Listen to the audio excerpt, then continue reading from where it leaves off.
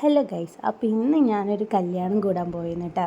നമ്മളെ നാട്ടിലൊന്നല്ല, എനിക്ക് കോഴിക്കോട് വരെ പോകണം കേട്ടോ കല്യാണത്തിന്. അപ്പോൾ ഇതെൻ്റെ ഫ്രണ്ടിൻ്റെ അനിയത്തീൻ്റെ കല്യാണമാണ്.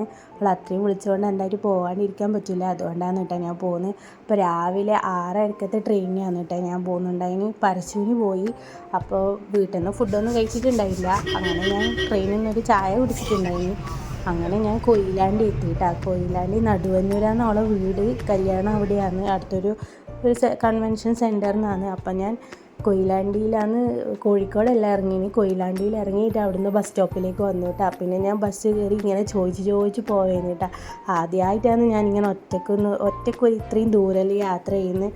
ഒന്നിക്കൽ അമ്മയുണ്ടാവും, അച്ഛനുണ്ടാവും, അല്ലെങ്കിൽ ഏട്ടനുണ്ടാവും, അങ്ങനെ ആരെങ്കിലും ഉണ്ടാവും. ഇന്ന് ഞാൻ വേറെ ആരുമില്ല, ഞാൻ ഒറ്റയ്ക്ക് മാത്രമേ ഉള്ളൂ. അപ്പോൾ എനിക്ക് ലൊക്കേഷനെല്ലാം അയച്ചു തന്നിട്ടുണ്ടെങ്കിൽ അതുകൊണ്ട് വലിയ പ്രശ്നമൊന്നും ഉണ്ടായില്ല. ബസ്സെല്ലാം വേഗം കിട്ടി. ആരെയും വിളിക്കുകയും പറയുകയൊന്നും ചെയ്യാണ്ട് തന്നെ കറക്റ്റ് സമയത്ത് തന്നെ ഞാൻ എത്തിയിട്ട് ഞാൻ നേരത്തെ എത്തിന് ഓഡിറ്റോറിയത്തിൽ. ഞാൻ വന്നേ പിന്നെയാണ് കല്യാണം പെണ്ണിൻ്റെ വീട്ടുകാർ ചെക്കൻ്റെ വീട്ടുകാരെല്ലാം വരുന്നത് കേട്ടോ. അപ്പം ഞാൻ ആദ്യമായിട്ടാണ് ഒരു കോഴിക്കോടൻ കല്യാണം കാണുന്നത് കേട്ടോ. നമ്മളെ കല്യാണത്തിൽ നിന്നും കണ്ണൂർ കല്യാണത്തിൽ നിന്നും ഒരുപാട് വ്യത്യാസമുണ്ട് കേട്ടോ, ചടങ്ങുകളിലും കാര്യങ്ങളിലും എല്ലാം. ഇതാണ് ചെക്കൻ പാലക്കാട് തൃശ്ശൂരാണ്, പെണ്ണ് കോഴിക്കോടാണ് കേട്ടോ. അപ്പം കുറച്ച് വീഡിയോസെല്ലാം ഞാൻ എടുത്തിട്ടുണ്ടായിരുന്നു. കോഴിക്കോടൻ കല്യാണത്തിൻ്റെ ചടങ്ങുകളിൽ ഒരുപാട് വ്യത്യാസമുണ്ട്. അതുകൊണ്ട് ആദ്യമായിട്ട് ഞാനൊരു കോഴിക്കോട് പോയിട്ട് ഒരു കോഴിക്കോടൻ കല്യാണം കാണുന്നത് കേട്ടോ.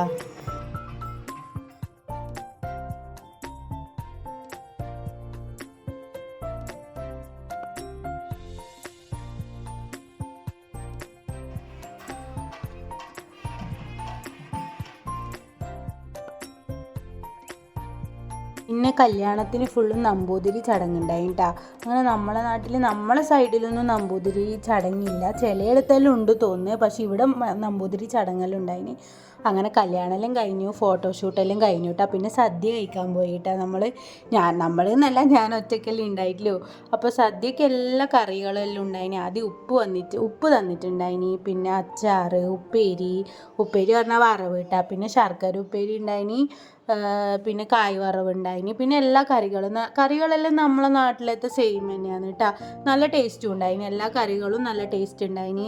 പിന്നെ കുറേ വ്യത്യാസമായിട്ട് വേറെ കറികളൊന്നുമില്ല, എല്ലാം നമ്മളെ കണ്ണൂർ സ്റ്റൈലിലെ കറികൾ തന്നെ കേട്ടോ. സദ്യക്ക് നല്ല ടേസ്റ്റ് ഉണ്ടായിന്, നല്ല അടിപൊളി കറികളെല്ലാം തന്നെ. പിന്നെ പാൽപ്പായസം ഉണ്ടായിന്. അങ്ങനെ സദ്യയിൽ നല്ല അടിപൊളി കോഴിക്കോടൻ സദ്യ കഴിച്ചു കേട്ടോ. ഞാൻ ആദ്യമായിട്ടാണ് കോഴിക്കോടൻ സദ്യ കഴിക്കുന്നത്.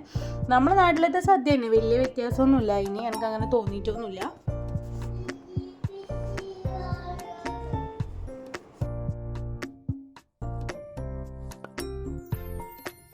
പിന്നെ ചോറിന് സാമ്പാറും ഉണ്ടായിനി. പിന്നെ നമ്മളെ കാളനും ഉണ്ടായിനി കേട്ടോ.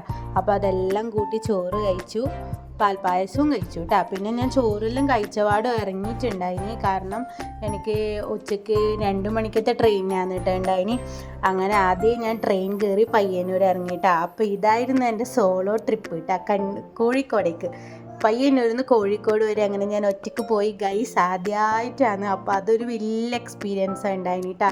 അങ്ങനെ നമ്മൾ ഒറ്റയ്ക്കൊന്നും പോകുന്നില്ലല്ലോ, ഇങ്ങനെ ഒറ്റയ്ക്ക് പോയി ശീലിക്കണം, അത് വേറെ കാര്യം. ഇനി എനിക്ക് പേടിയൊന്നുമില്ല കേട്ടോ, ഇനി എല്ലായിടത്തും ഞാൻ ഒറ്റയ്ക്ക് പോകും. അപ്പോൾ ഇന്നത്തെ വിശേഷം ഇത്രയേ ഉള്ളൂ. പുതിയ വിശേഷങ്ങളുമായി പുതിയ വീഡിയോയിൽ കാണുന്നവരെ ചാച്ചാ ബൈ ബൈ.